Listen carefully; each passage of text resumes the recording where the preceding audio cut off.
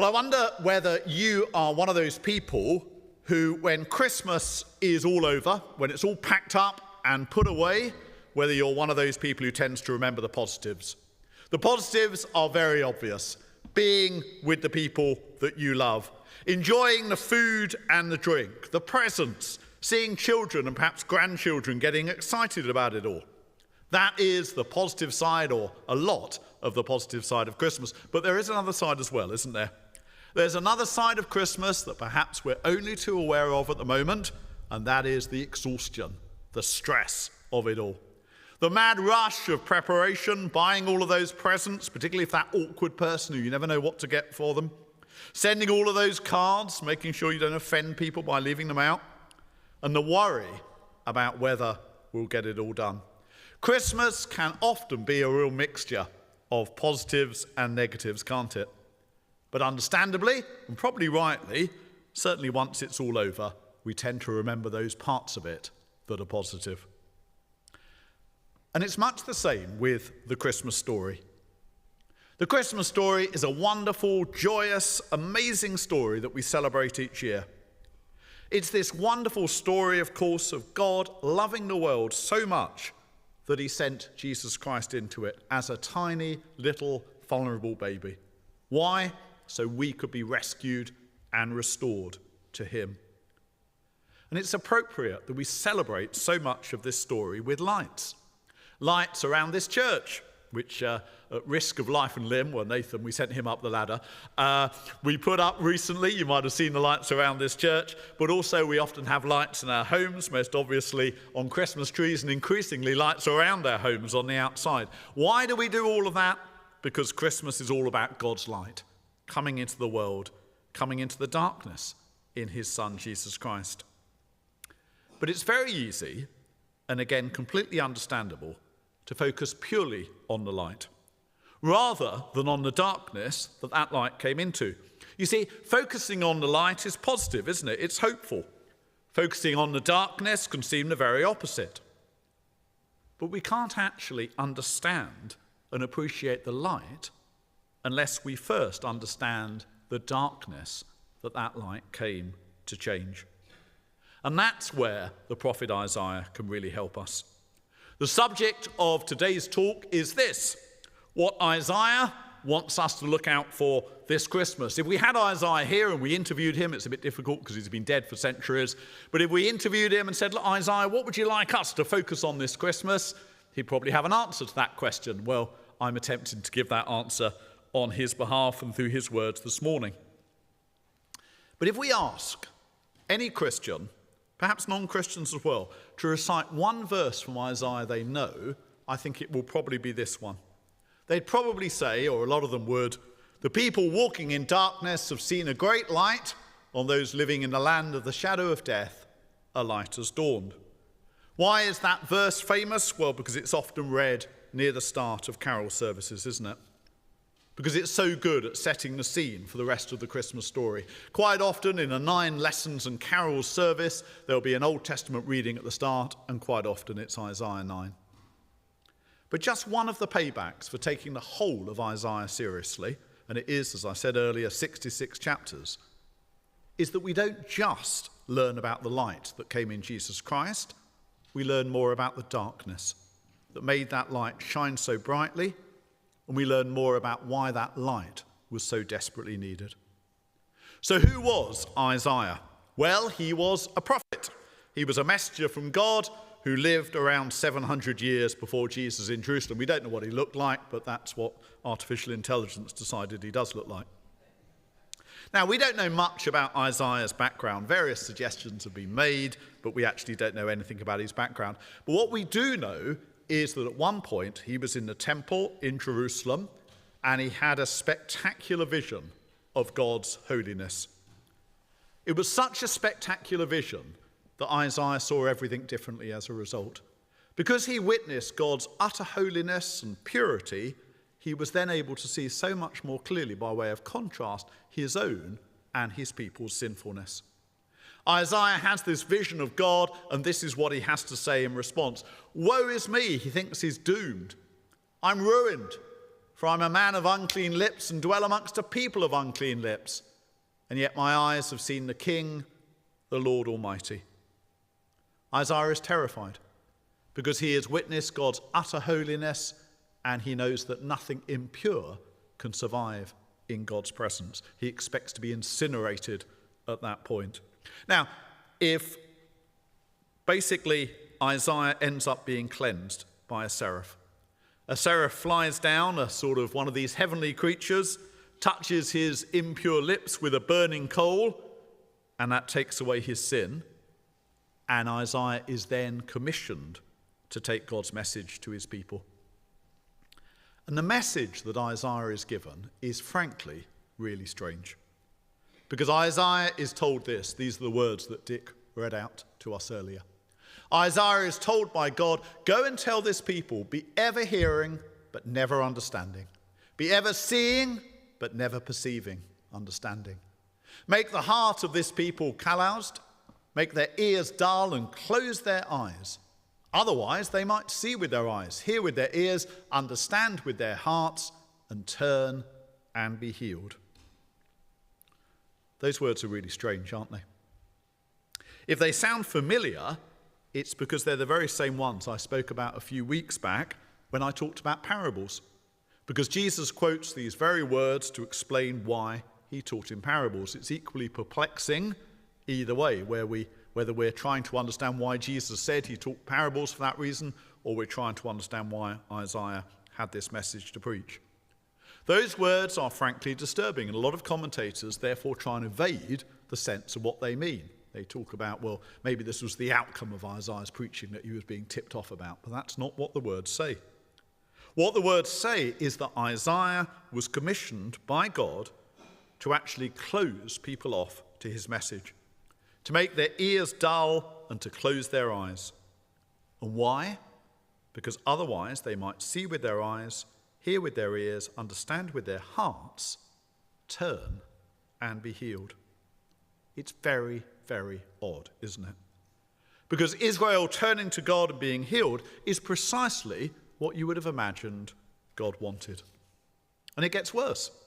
Isaiah asks how long he's got to proclaim this rather negative message, and God tells him this: until cities lie ruined and without inhabitants, until the houses are left deserted and the fields ruined and ravaged, until the Lord has sent everyone far away and the land is utterly forsaken.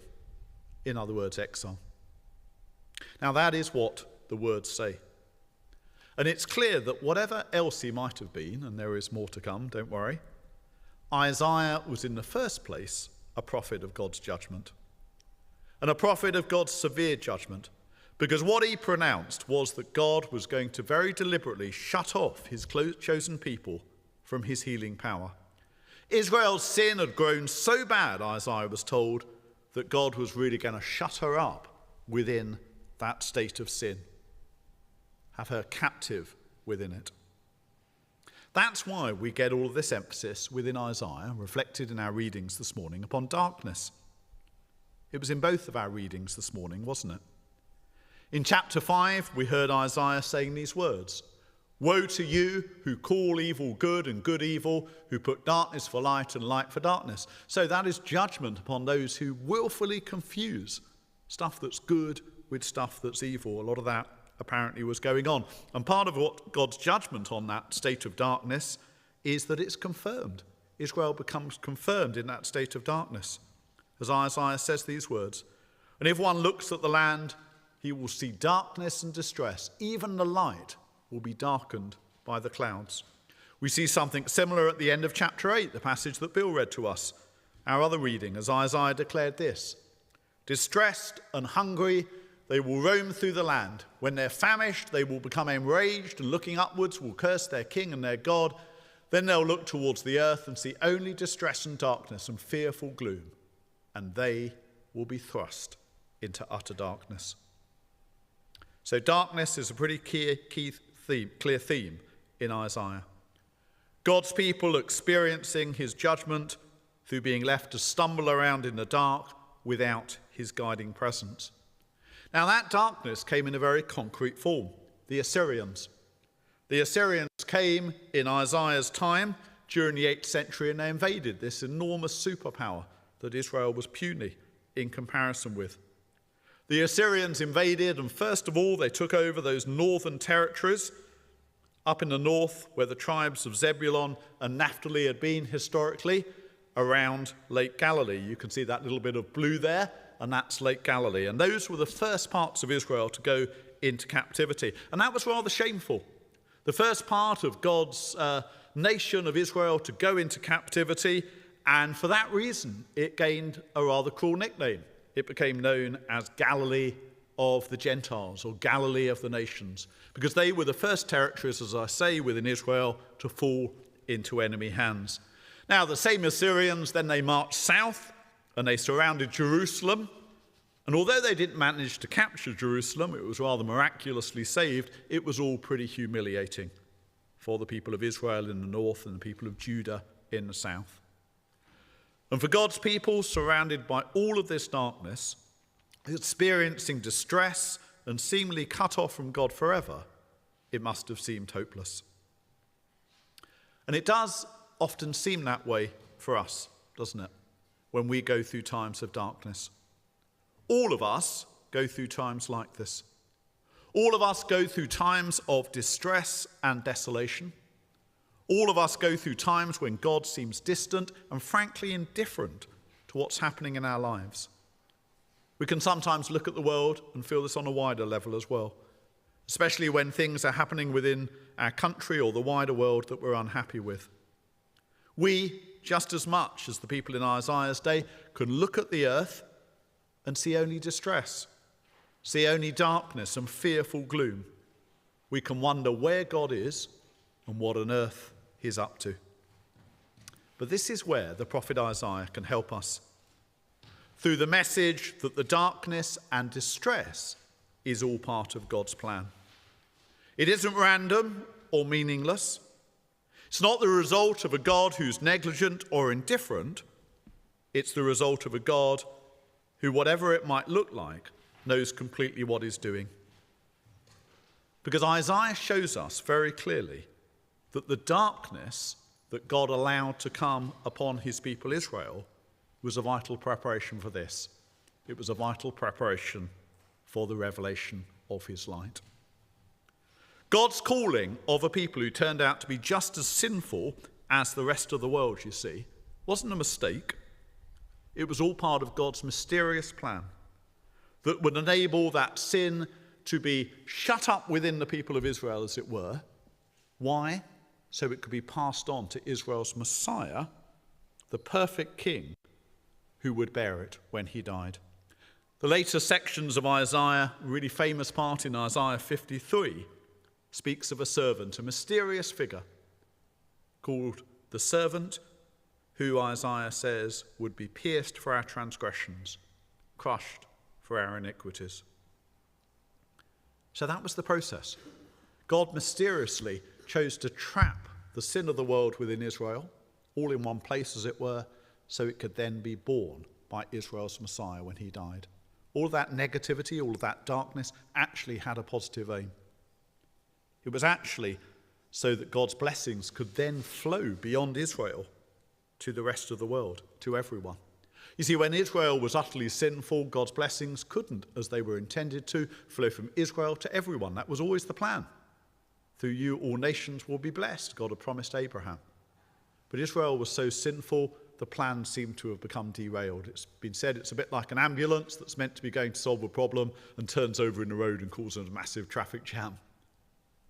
But God's plan is put back on track by actually being revealed that Israel's sin and all of that darkness that came upon Israel was actually mysteriously part of the solution. Because God would deal with that sin in Jesus, and then, freed from that sin, God's blessings could flow out from Israel to include absolutely everyone who chooses to belong to Jesus. And that's where, and I've done a rather extended introduction, that's where this famous passage of Isaiah 9 that we're so used to hearing at Christmas time gains its significance. All of its details make greater sense because of that wider background in Isaiah that we've heard about. It helps us to understand how all the darkness was basically the background for the light coming. So the passage starts by referring to those very same northern territories of Israel that suffered the humiliation of being the first parts of Israel to be conquered in the time of Isaiah. Let's look at the passage here. It refers, if you see there, to Zebulun, Naphtali. It refers to Galilee of the nations or Galilee of the Gentiles, doesn't it? And crucially, it sees the people in those territories who were so used to walking in darkness, and they had walked in darkness during the time of Isaiah. It pictures those very people, the first ones to be humiliated, seeing a great light. On those living in the land of deep darkness, Isaiah says, a light has dawned. And rather than being diminished and reduced as it was in Isaiah's day when the nation of Israel was getting shrunken and smaller, this vision of the future shows how God would enlarge the nation. For people listening to that, they probably thought that just meant Israel being reconstituted. It was going to be much bigger than that. It was going to include all the nations of the world as well. But this vision shows God enlarging the nation and increasing the people's joy, because just like in days of old when God had defeated Israel's enemies like Midian, their oppression would have ended. And what's the way that this would have all happened? Well, the reason it would have happened was because in faith of the weak and faithless kings of Isaiah's day, they were descended from David, but they were still utterly sinful. God will have sent the real thing. God would have sent the genuine article. This is the way that this would all happen. A son who would be the perfect king and the embodiment of God himself, reigning on David's throne and over his kingdom forever, and establishing crucially his kingdom, his rule over the earth, with perfect justice and righteousness. And of course, all of that helps us to understand the stories about Jesus that we already know. It makes greater sense of them, because we see all of this in the ministry of Jesus, don't we? First of all, in the Christmas stories, we see that child king born in Bethlehem, down in the south, near Jerusalem. But where does the grown-up Jesus, the adult Jesus, first reveal God's light? It's up in the north, isn't it? It's in those northern regions of Israel that Isaiah spoke about, the land of Zebulun and Naphtali, the way of the sea along the Jordan, Galilee of the Gentiles. That's where the ministry of Jesus began, in those lowly northern village towns. If we've ever wondered why Jesus spent 3 years up in Galilee, largely, made the occasional trip to Jerusalem, calling fishermen from around Lake Galilee up in those northern regions, those regions were despised because they were the first ones to be conquered. They weren't sort of pure people like the Jews down in Jerusalem. They tended to be people who were, seen as second class. But that's where Jesus' healings, his exorcisms, and the other miracles took place, all fulfilling Isaiah's prophecy. But of course, Jesus in the Gospels doesn't stay up in Galilee. He does eventually travel south to Jerusalem, doesn't he? He travels south to the very place where Isaiah had that vision of God's holiness. He does that action in the temple, the very place where Isaiah had that vision of God's holiness, and Jesus dies on the cross. Why? To defeat Israel's real enemy in the power of that sin and evil that was oppressing her. Throughout so much of her history, Israel thought that evil was entirely located in their enemies, people like the Assyrians, the Babylonians, and so on. Jesus came to reveal that the real enemy was the power of sin, the power of evil running through every single one of us. That was the evil, that was the enemy rather, that needed to be defeated. And it was defeated when it came face to face with God's utter love in Jesus when he died on the cross.